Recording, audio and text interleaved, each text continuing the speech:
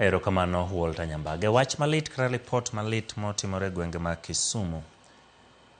Nyasi mar ikne nyithindo 4 mawuok e familia achiel manotho e pi yaw e gweng' ma Kanyakwar Kisumu. Ne odhi nyime kawuono kama jotelo ne okawo thuolo mar tielo kwayo mondo yaw kata kware mowe aweya ayanga odin. Millicent Adhiambo miyo waler ewi. Rombe mag lit kod kuyo pod okwako gweng' ma Kanyakwar e Kisumu e kinde nyasi mar ikne nyithindo 4 mawuok e familia achiel mane otho e pi yawo kata kware e alworano tarik 8 dweni. Anyuola, wede, jotelo kod osiepe ne oyuoro mar kuyo kod familiano. Minegi Eunice Okoth mane owito nyathi achiel manyinge Kelly kod nyawadgi Celine mane owito nyithindo 3 kuom 4 go gi chuny lit gi mirima ne olero kindegi mogik kod nyithindgi go kapok ne giyudo simu mar thogi kendo yango fuok makoro gidong' godo. Awuoyo kod gite mane mawuoyo kod gi mogik kagidhi. Koro awito jompaka, awito joote, awito osiepega mahero. Koro akwayo mana Meshak, Abraham, Nyasaye oket chunyi kamo kowe. Wuon-gi Felix Okoth to ne oyango ni nyaka sani pod en gi buok pok orwako tho nyithindego ni adieri makata yuagogi pod otame ka okoni okia kata kako nyalo chako timo nendgi. Yani gipoya, yani kata mana yuago nyithindegi otama. Kata ka en Nyasaye makaogi, but chunya to komor nikech gimotimre na ni okawa gi buok kabisa kaparo gimomiyo nyithindogi otho.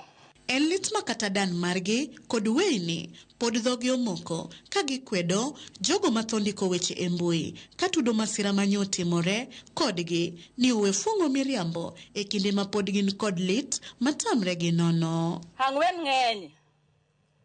Ang'wen to ne ng'eny na. Apenjo Nyasaye ni ok ni bede kata achiel. Tachaka penjo Nyasaye ni to mana nyathina ni.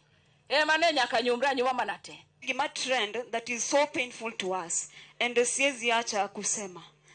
Jomano yudo accident are not related to us. And you should stop that. Ni spread rumors eti we are related to those people. Like, tuingili poa. E ute mani opong' kod lit, jatend skund primar Makudho, kuma ne nyithindo go somoe, ne oparogi kaka nyithindo mane johera nigi luoro kod were mar adhula ka okwayo jotelo mondo oneni yewni kata kware odin kotielo ni masira no owinjore bed mayawo wang' jotelo mondo okaw ting' ni mar okene masira mokwongo. As we mourn today, we also raise a collective voice to the county government of Kisumu and all the relevant authorities. Please, this must not continue. These quarry sites must be rehabilitated.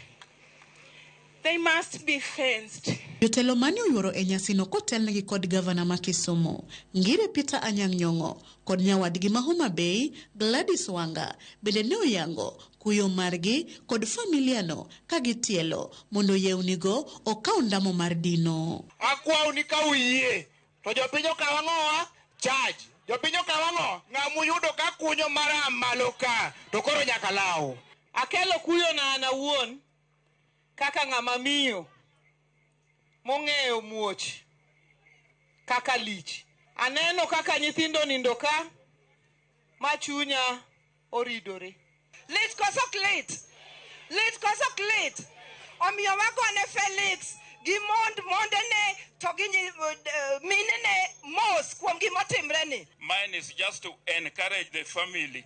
Ni magi gin tembe mabiro nuneno kambe no biro na nyaka to poko buoga poka bedo gi luoro. Gavana Nyong'o nokawo thuolono mar singo ni odhi tudore kod jogo mochung' ne neno kaka yewnigo ibiro din. Kotamore to biro chune otudre kod piny owacho mamalo mondo odonjre mar konyo wach kwarigo e yo mochwere. Sani mosetimekani koro wan kaka county we will take responsibility mondo jok motime kamano omi chik ni nyaka giume mondo nyithindo kik tho kanyo. Mosenindo Wayne Rooney Okoth, Chris Brown Okoth, Hilary Ochieng Okoth kod Kelly Brolin Okoth ne okow e kar yueyo margi mogik kotelie kod kanisa mar Roho Maler. Millicent Adhiambo, Ramogi TV, Kanyakwar, Kisumu County. En wach ma lit ahinya ka familia wito nyithindo 4 ma pod tindo, mano e wacho ni e future ma